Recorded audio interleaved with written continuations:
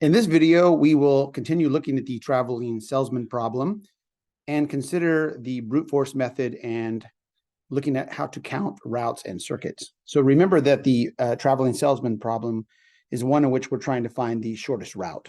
Okay, and it's going to pass through each set of points once and only once, making it a Hamilton circuit, right? Not the edges, but rather the vertices, all right? We're going to use weighted graphs to find the shortest route. So one extra thing I want to tell you is a traveling salesman problem will always have every vertex connected directly to every other vertex. And this is called a complete graph. So in the graph below, quite boring, we have two vertices, right? And if we consider all the possible things that can happen, well, if this is A and this is B, if we're going to have a route, we could start at A and go back to B, or go to B. And again, if we're doing a circuit, then we would come back to A. So that's, starting at A, going to B, and back to A. And the only other possibilities would be if we started at B, we would go to A and then back to B. But it's pretty obvious by observation that you're going to be covering the same route, right? So like if this edge had a weight, so this is weight 2, you would travel across the 2 and back 2, so the weight would be 4 either way. All right. And the path, like visually, is identical. So these are routes. There's 2 routes here, right? But they're kind of double counted. They're really the same route twice. Let's consider if we have a slightly more complex graph. Let's take a look at this one with 3 vertices. All right, and we're going to try and track all the routes. Let's call it A, B, and C. Well, if I started at A, I could then go to B and then C and finally back to A. Or if I started at A, the other option besides going to B first is to go to C first. And then I would be forced to go to B and back to A.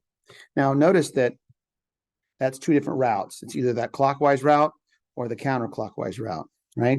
But when you get done and look at it visually, it's the same. It's kind of an identical circuit, but it is definitely 2 routes, right? So you don't have to start at vertex A. You could start at vertex B, but essentially the same thing would happen. If you started at B, you would have 2 options. You could either go first to A or first to C, and it would be B, A, C, and back to B, or B, C, A, and back to B. All right. Again, you don't really have a new circuit. It's always the same looking graph, but what you have is a little bit a different order, so it's a different route. So we're up to 2 routes. And then lastly, you could start at C. I'm not going to draw those. You could do C, A, B, back to C, or you could do first C, B, A, and back to C. But what I want you to notice is now we have 6 routes. So before we only had 2, right? 2 routes in the first one. Now we're up to 6 routes. And then it just gets increasingly more complex. If we get up to 4 vertices, A, B, C, D, and they're all connected to one another, this is a complete graph. If we started at A, we would have 3 options. We could go first A, then B. We could go first A, then C, or first A, then D. Now, the issue here is that it's growing, is that even after I choose one of those, I still have 2 options left. Let's take a look at the first example. If I went A to B, I could still then have 2 choices, either C or D. Oh, so I could go C and then D back to A, or after going A, B, I could have done D and then C and back to A. Now, if you look at the circuit, here's what you're going to notice. The first one does something like that, right? It goes A, B, C, D, and back to A, just kind of all around the perimeter of this figure. But if we do the second one, A, B, D, C, A, we do get a different looking circuit, right? But again, we have 2 routes just for that. Well, I don't want to do every single one of these. Let's just do a few more though. Starting with A, if I had gone to C first, I could have gone B, D, A, or I could have gone D, B, A. And lastly, if I start with A, D, I could then go B, C back to A, or I could have gone C, B back to A. Now, how many different unique circuits are there? If you were to draw them out, you would find 3 different ones. However, here you can see that I have 6 routes already. Now, the issue is, what if I had started with B? Well, I'd have 6 more.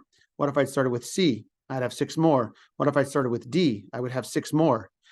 Each time, 6 with a different letter. So I'd have 24 routes. So this is going to get overwhelming already. Think about this. With 2 vertices, we had 2 routes. With 3 vertices, we had 6 routes, right? These 6 possibilities here. With 4 vertices, we have 24 routes. So that's kind of crazy. What if we had even more, right? What if we have this one over here with 7 vertices? How many different routes would there be? Well, there actually is a way to calculate it. And the idea would be that if you first pick one vertice, right? And then you think about how many choices you have after that. You have 6 choices, right? 6 choices. And then you would have 5 choices and 4 choices and 3 choices and 2 choices and 1 choice, finally, as you go around. I'll give you an example. If you start there, you have 6 choices. Well, you could choose this to go across there, but now you only have 5 choices left. Now 4 choices left. Now 3 choices left, 2 choices left, and 1 choice left. And then you can go back home, of course. So this would mean you'd have 6 times 5 times 4 times 3 times 2 times 1 possible routes from that. Now, let me just do that really quickly in my calculator. That's 720 different routes. Of course, we don't want to draw those out or write those out. It's overwhelming. And then it can only get worse as the number of vertices increase. So let's take a look at 2 things. One, if we do list all possible Hamiltonian circuits, we would have to draw out all the routes and then consider which one of those routes are unique. That's a lot of work already if there's a lot of vertices. 2, find the length of each circuit by adding the edge weights. Once you found all the possibilities, you could add up the edges and see where you're at. 3, select the one with the least weight. That would be called brute force. In other words, you're just going to, by sheer will and effort, look at every single possibility. Now, this isn't too bad if you have 3 vertices, right? If you have 3 vertices, of course, there's really only one possible circuit. If you have 4 vertices, though, like this, you have 3 different possible circuits after you list them all out. And it's still manageable. But as the number of circuits and routes increase, it becomes increasingly hard. And here's the issue. For n vertices in a complete graph, there will be n minus 1 factorial routes. Half of these will be unique circuits. Okay, so what do we mean by factorial? Well, first of all, let's talk about that. It looks like an exclamation point. So I'll give you an example. 5 factorial would be equal to 5 times 4 times 3 times 2 times 1, which would be 120. So what this is saying, if you have the number of vertices, it's 1 less factorial number of routes. So this graph, which looks overwhelming, has 20 vertices. Okay, if you want to find the number of routes, what you would do is you would take 20 minus 1 and then take the factorial of that. That would be 19 factorial, which would in fact be 19 times 18 times 17 times 16 and so on down to 1. A number that's so large, actually, if you want to try it on your calculator, it is even hard to pronounce. All right, we're not going to do that, obviously. Now, let's take a look at a practical problem.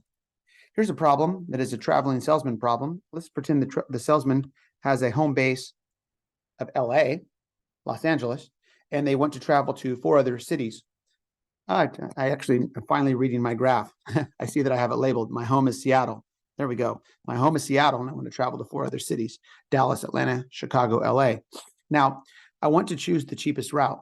If I were to use the brute force method, I would think, well, if I start here in Seattle, what are the choices? Well, there's 4 choices. I could either go to LA, Chicago, Atlanta, or Dallas.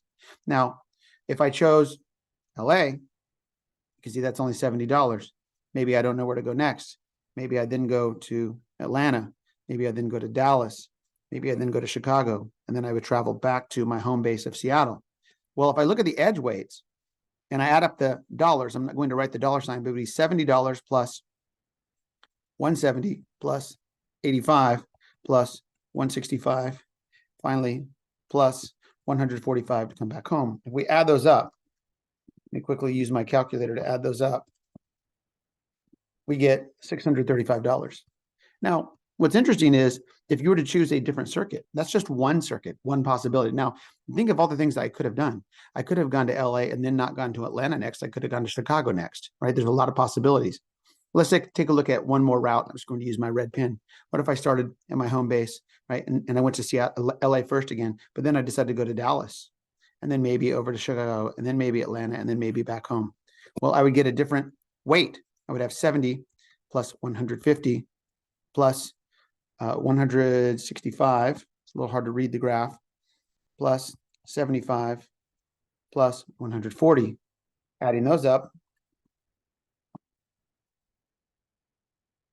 I get $600, which is better, right? If I'm the traveling salesman, I'm like, okay, wow, that's going to save me some money. Well, the question is, what's the cheapest route? And how do we know? How do we know what the cheapest route is? Maybe there's one that's cheaper than 600. Maybe there's not. Well, the only method that we know is for sure that's going to work is brute force. And that would be to literally draw out every single possible route and add up all of the weights and decide which one's the cheapest. Now that way we would know we would have the answer, but you can already probably feel inside it's not practical. And it only gets increasingly worse if we get bigger and bigger and bigger, right? Like if this was the traveling salesman problem with 20 cities, it would be completely ridiculous to think about drawing them all out. So we will be looking at techniques for finding good routes later in the course.